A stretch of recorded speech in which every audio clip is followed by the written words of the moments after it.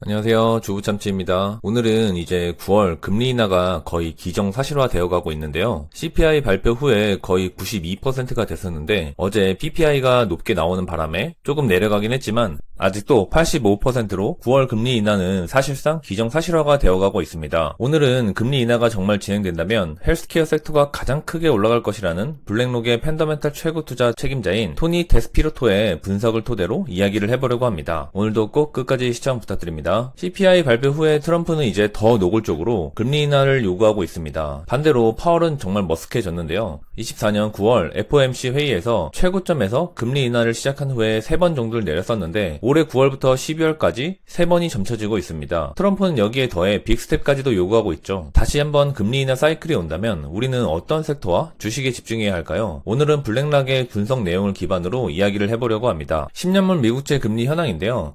24년 9월 첫 금리 인하 후에 다시 금리가 폭등을 했습니다. 실제 금리는 3번을 내렸는데 말이죠. 결국 실제 기준금리 전에 미국채 금리가 먼저 반응한다는 걸 볼 수 있는데요. 그리고 나서는 물가와 관세로 내린다 올린다 싸우면서 치열한 공방전에 4.2를 지지해주면서 횡보하고 있습니다. 금리가 요동치는 이유도 결국 채권 때문이겠죠. 미국의 부채는 이미 돌이킬 수 없을 정도입니다. 채권의 발급도 계속해서 늘어나고 있습니다. 올해 초부터였나요? 중국이 달러 채권을 무작위로 던지고 있다고 금리가 튀었다고 했는데 돌이켜보면 팔긴 팔았는데 정말 미세합니다. 오히려 글로벌로 미국채 보유량은 1조 달러가 늘어났는데요. 우리나라 돈으로 1,400조에 가까운 엄청난 금액이고 우리나라 1년 전체 예산의 2배에 달하는 수준입니다. 그래도 만약 금리가 인하되면 가장 먼저 채권 가격부터 변동이 될 것으로 예상되는데요. 금리 인하 사이클이 정말 본격적으로 시작되면 TLT 가격은 폭등을 하겠죠. 코로나 때도 그렇고 지금까지 먼저 결과를 보여줬습니다. 채권을 투자하려면 지금이 적기라는 생각이 확실히 들긴 하네요.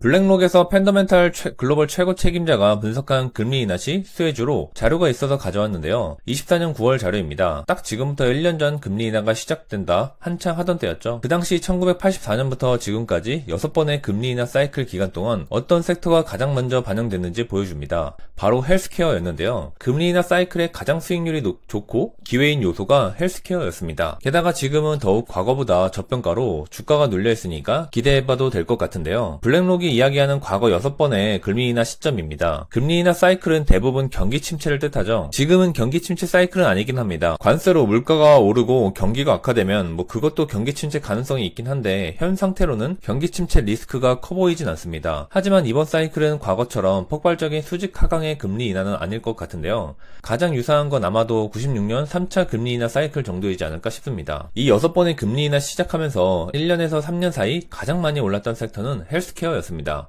그 다음으론 소비재가 올랐네요. 사실 어떻게 생각해보면 당연하긴 합니다. 금리 인하는 제약회사에게 자금 조달의 여유를 주고 신약 개발에 투자를 할 수 있게 해줍니다.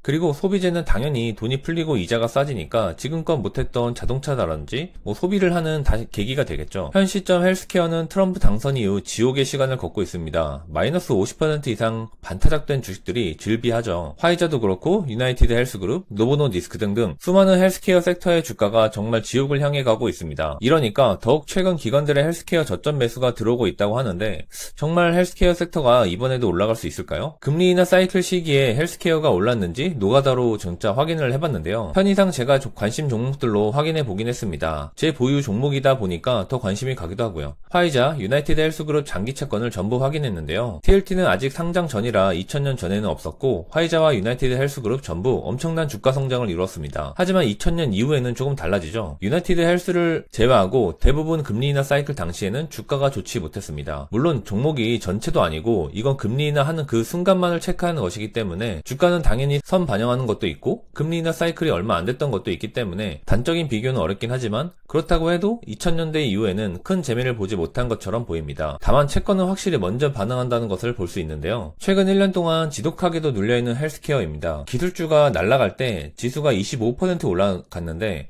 주요 헬스케어 주식들은 박살이 났죠.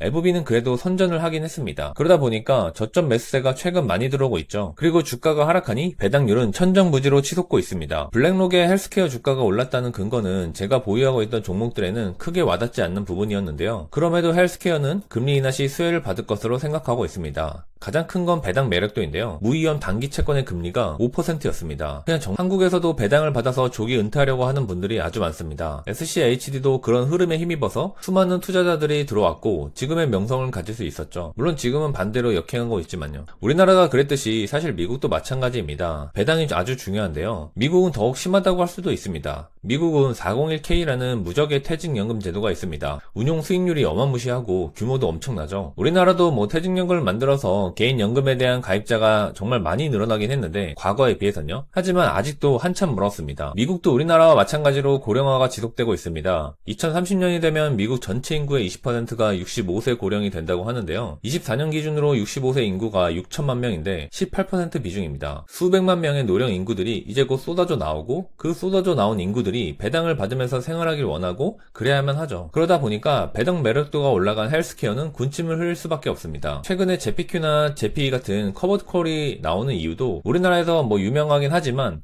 우리나라를 위해서 만든 것이 아니죠. 똑같이 미국도 은퇴를 하는 미국인들을 위한 폭넓은 선택지를 위해 나온 상품들인데요. 추가적으로 고령 인구가 늘어난다는 것은 의료비의 증가를 뜻하고 이건 헬스케어 주식들의 실적 반등에도 기대가 되는 부분입니다. 그리고 어제 따끈따끈한 13F 보고서가 나왔죠. 13F 보고서는 1억 달러 이상의 개인이나 기관들은 무조건 3개월에 한 번 자신들의 투자와 보유 현황 종목의 변화를 공시해야 합니다. 분기가 끝난 시점 기준 45일 안에 공시를 해야 하니까 사실상 45일 뒤에 나온다고 하면 되는데요. 8월 15일 2분기가 나왔습니다. 그리고 우리의 투자의 신 버핏 형이 유나이티드 헬스그룹을 폭풍 매수했다는 소식이 전해졌고 이 소식으로 10% 이상 폭등했습니다. 사실 좀 저는 화가 났는데 오히려 진짜 아직 물타기 다 못했는데 벌써 가면 안 된다 하는 아쉬움이 있었습니다. 정말 엄청난 매수세가 들어왔고 버핏도 500만 주 그러니까 시가로 보면은 대략 2조 원 정도를 매수했습니다. 이번 분기 매수 넘버원이었는데요. 그리고 타 기관들도 사실 많이 매수를 했는데 금융위기를 예측한 남자로 유명한 마이클 버리가 폭풍 매수했습니다. 다만 확실히 정말 공매도와 옵션쟁이다 보니까 유나이티드 헬스그룹도 콜옵션을 매수했는데요. 콜옵션과 풋옵션은 그냥 쉽게 생각해서 콜은 올라갈 것 같다, 풋은 내려갈 것 같다에 베팅해서 수익을 얻는 것이라고 보면 되는데요. 마이클 버리도 유나이티드 헬스그룹은 무조건 올라갈 것이라고 생각했나 보네요. 무려 비중을 18%나 매수하고 보유 현황도 18%로 최대치를 달성했습니다. 13F 보고서를 보고 저도 이제 매분기 체크를 하고 있는데 이번 분기 제가 주요 체크하는 기관들의 매수 현황입니다. 대부분의 기관들이 엔비디아를 폭풍 매수를 했는데요. 고점이다 떨어진다 하지만 아직도 떨어질 생각은 없는 것 같습니다. 이 추세로 무조건 200불을 달성할 것 같긴 하네요. 대부분 기술주 중심으로 폭풍 매수를 진행했었는데요. 금리 인하 시 기술주가 사실 가장 먼저 뛰어갈 종목이긴 하지만 기술주 편중이 한편으론 너무 심하지 않나 싶습니다. 다만 확실히 이런 대가들도 그리고 기관들도 기술주 중심 매수이다 보니까 AI 관련주만 매수하는 걸 보니 확실히 앞으로 미래는 AI 기술주가 중심이 될 것 같습니다. 헬스케어 개별 종목들이 올라갈지 내려갈지 모르겠다면 ETF 투자도 하나의 방법입니다. 바로 미국의 SPY, 스파이로 불리는 ETF의 운용사에서 만든 헬스케어 ETF XLV인데요. 61개 종목으로 이루어져 있고 비중 상위 종목들을 보면 일라일릴리, 존스앤존슨, 에브비, 유나이티드 헬스그룹 등 주요 핵심 헬스케어 종목들을 전부 가지고 있습니다. 사실 헬스케어 투자는 이 ETF 하나만 투자해도 되긴 하죠. 참고로 화이자는 탑 10에는 안 보이는데 12위로 3%의 비중으로 보유 중입니다.